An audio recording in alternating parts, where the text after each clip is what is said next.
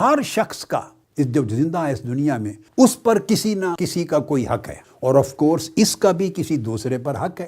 تو ہر شخص پر کچھ حقوق بھی ہیں، اس کے حقوق بھی ہیں جو دوسرے کے ذمے ہیں ان کا ادا کرنا، اور ہر شخص پر کچھ واجبات بھی ہیں، وہ دوسرے کے حقوق ہیں اور اس کے ذمے ہیں ان کا ادا کرنا۔ تو اسلامی زندگی حقوق اور واجبات کا مرقع ہوتی ہے، حقوق اور واجبات کا ملاپ ہوتی ہے۔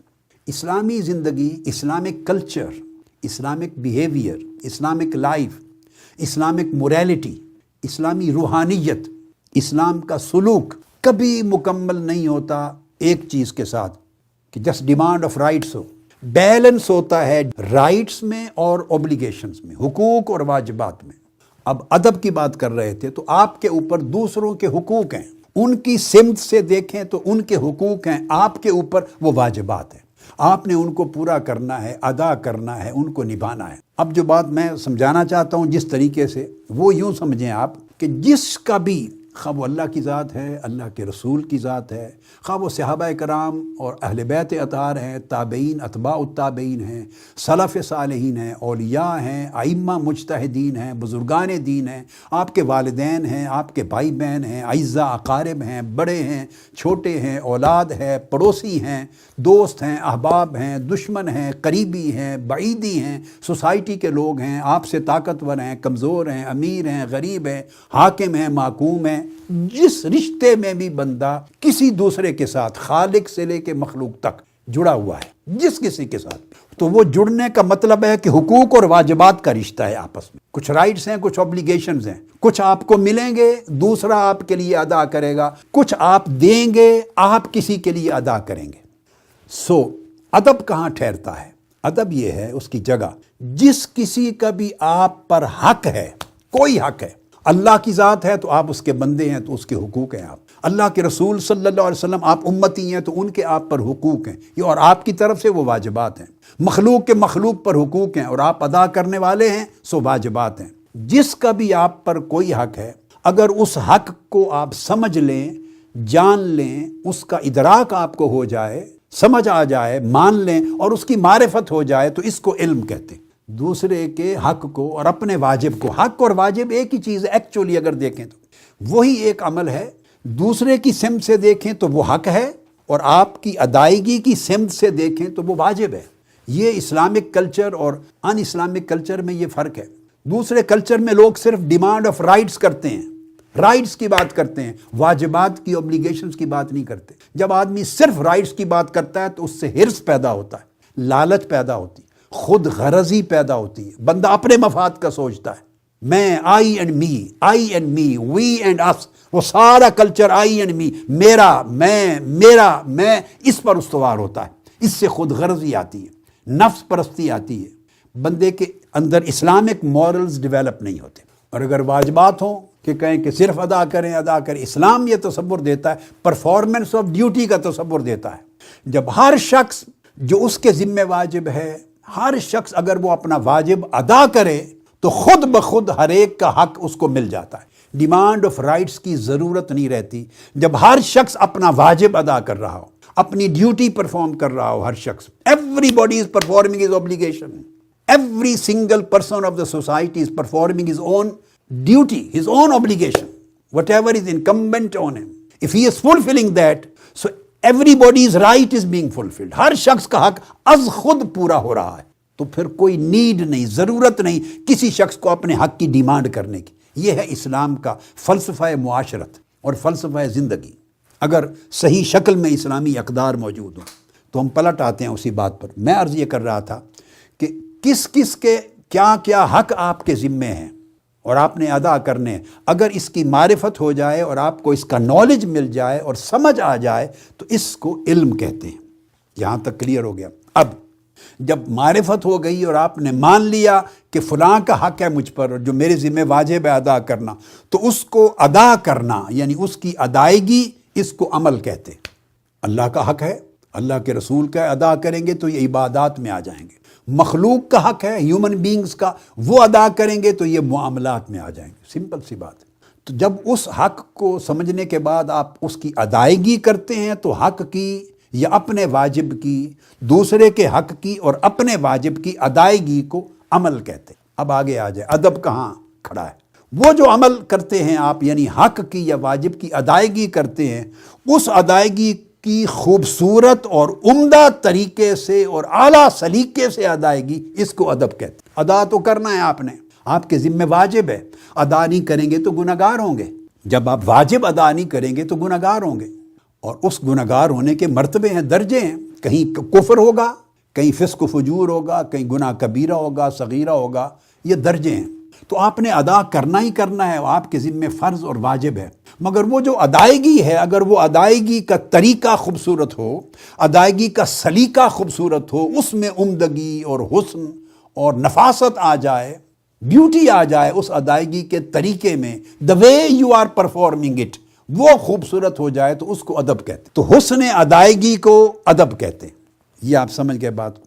اب میں یہ علم، عمل اور ادب کا تین کا رشتہ سمجھایا، اب اس کو ایک اور اینگل سے بھی سمجھا دیتا ہوں۔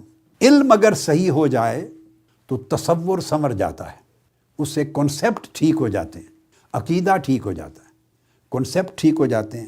عمل صحیح ہو جائے تو اس سے آپ کا کنڈکٹ، بیہیویئر اور کردار اچھا ہو جاتا ہے، کردار سنور جاتا ہے۔ اور ادب صحیح ہو جائے تو آپ کا طرز عمل اور پوری سیرت اور رویہ سنور جاتا ہے۔ ادب دراصل جو چیز آپ کے ذمہ واجب ہے، اس کے ادا کرنے کا جو خوبصورت سلیقہ ہے، اس سلیقے کو ادب کہتے ہیں۔ سلیقہ اور طریقہ۔ آپ نے نماز پڑھی، سمجھ گئے کہ میرے اوپر فرض ہے، نماز پڑھی، علم آ گیا آپ کو۔ آپ نے نماز وضو کیا، پاک صاف کپڑے پہنے، ادا کر دی، تو فرض ادا ہو گیا، تو عمل بھی ہو گیا۔ مگر اگر وہ جو ادائیگی ہے اس میں سجدے نہایت سکون سے، خوبصورتی سے کیے، رکوع خوبصورتی سے کیا، دھیان خوبصورتی سے اللہ کی طرف رکھا، اور بار بار ہاتھوں کو خارش نہیں کی، ادھر ادھر ہاتھ نہیں کیے، یہ ہاتھ بالکل ساکت اللہ کے حضور کھڑے رہے، تو اس کی ادائیگی جتنی خوبصورت ہوئی اس کو حسن ادب کہتے ہیں۔ وہ ادب نماز، یہ ہے وہ طریقہ کار جس سے تصور ڈیولپ ہوتا ہے ادب کا۔ کبھی ایسا ہے کہ اپنی ذات کے ساتھ بھی ہے، اپنی ذات کے ساتھ بھی اس کا اٹھنا بیٹھنا، چلنا پھرنا، کھانا پینا اپنے عمل ہیں، تو ان اپنی ذاتی افعال کو بھی خوبصورت، عمدہ، مہذب اور لطیف، نفیس طریقے سے نبھانا، اس کو بھی ادب کہتے ہیں۔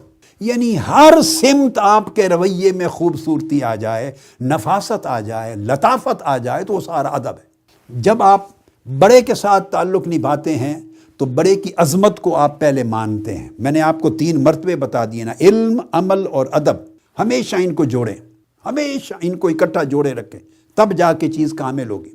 تو اگر بڑا ہے تو آپ کو علم ہو جائے کہ یہ بڑا ہے، اس کی عظمت، اس کا بڑا پن، اس کی بلندی، اس کی رفعت، اس کی شان و شوکت، جو بھی ایسپیکٹ ہے وہ آپ کے دل میں راسخ ہو جائے، آپ کا دل اس کو مان جائے، تو یہ تو عظمت کو مان گئے آپ۔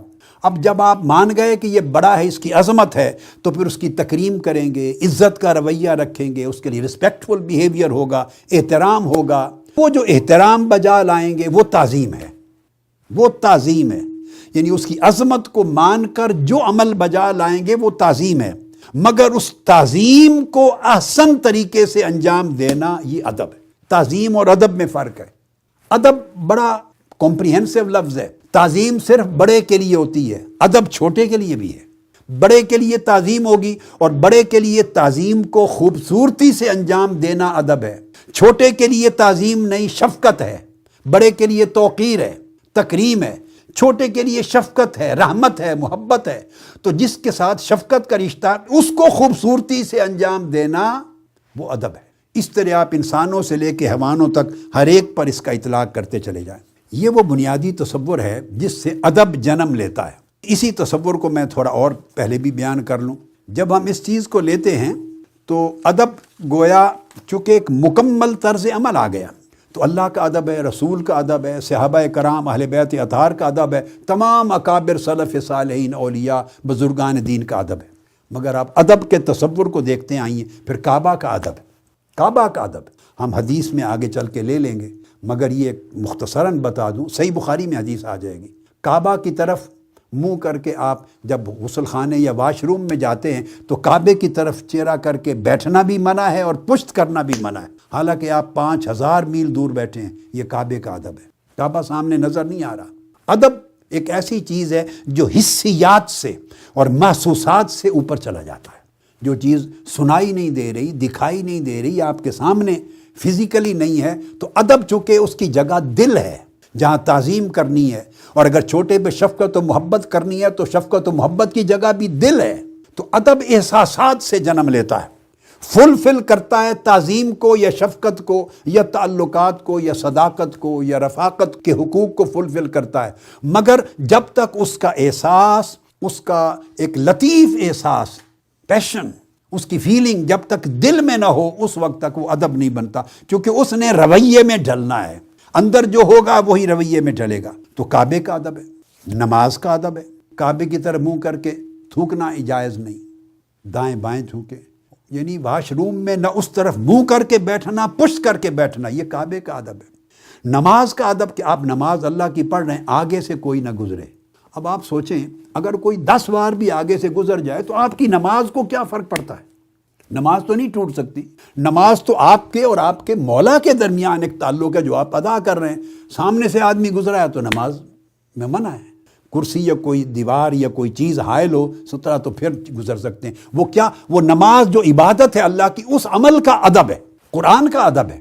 بغیر وضو کے چھو نہیں سکتے، نیچے جہاں بیٹھیں آپ اپنے نیچے نہیں رکھ سکتے، پھر اس کے آداب ہے۔ ادب میں ایک چیز صرف کوٹ کروں گا، اور ایک چیز کے درجنوں ادب ہیں، ایک چیز جو مینشن کر رہا ہوں اس ہر ایک کے درجنوں ادب ہیں، مگر میں جسٹ ایک ریفرنس دینے کے لیے، کنسیپٹ سمجھانے کے لیے کوٹ کروں گا۔ تو پھر اس کے بعد تلاوت کا ادب ہے، پھر ذکر کا ادب ہے، اللہ کا ذکر کا، اس کی مجلس کا ادب ہے، اللہ کی دعا کا ادب ہے، اس طرح ہاتھ اٹھا کے دعا کرنی ہے جیسے منگتے اور سائل ہوتے، یہ اس کا ادب ہے۔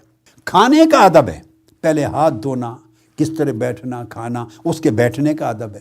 پینے کا ادب ہے، 3 سانس لے کر پینا، سانس سے مراد پانی کے اندر نہیں، مشروب میں سانس نہ لینا، یہ بھی ادب ہے۔ 3 بار وقفہ کر کے، بریک کر کے پینا۔ اٹھنے کا ادب ہے، بیٹھنے کا ادب ہے، سونے کا ادب ہے، جاگنے کا ادب ہے۔ بولنے کا ادب ہے، بہت اونچا نہ بولنا، دھیما بولنا۔ چلنے پھرنے کا ادب ہے، علم کا ادب ہے، لباس پہننے کا ادب ہے۔ پھر مسجد کا ادب ہے، دایاں پاؤں داخل ہوتے ہوئے پہلے رکھنا، نکلتے ہوئے بایاں پاؤں رکھنا۔ استاد کا ادب ہے، کتابوں کا ادب ہے۔ میزبانی کا ادب ہے، جب آپ میزبان ہوتے ہیں، مہمان جاتے ہیں تو مہمانی کا ادب ہے۔ آپ کو جمائی آ گئی تو جمائی کا ادب ہے، ایسے منہ کھول کے کسی کے سامنے نہیں، آگے ہاتھ رکھنا ہے۔ چھینک آئی تو اس کا ادب ہے۔ اس طرح کھانسنے کا ادب ہے۔ الغرض آپ کی زندگی کا کوئی بھی عمل اور فعل، خواہ وہ دوسرے سے متعلق ہے، خواہ وہ آپ کا اپنی ذات سے متعلق ہے، اس فعل کو انجام دینے کے لیے خوبصورت طریقے دیے اللہ اور اللہ کے رسول نے۔ وہ جو خوبصورت انجام دہی ہے یا خوبصورت طریقہ ہے اس کو انجام دینے کا، اس سلیقے کو ادب کہتے ہیں۔ اس وجہ سے امام بخاری نے وہ تمام تعلقات جتنے مخلوق کے ساتھ بنتے ہیں، جس نوعیت کے، ان سب تعلقات کی ادائیگی کی خوبصورت سلیقے کو کتاب الادب میں درج کیا، اور ہر امام حدیث ایسے کرتا ہے، اور یہی قرآن مجید کا اصول۔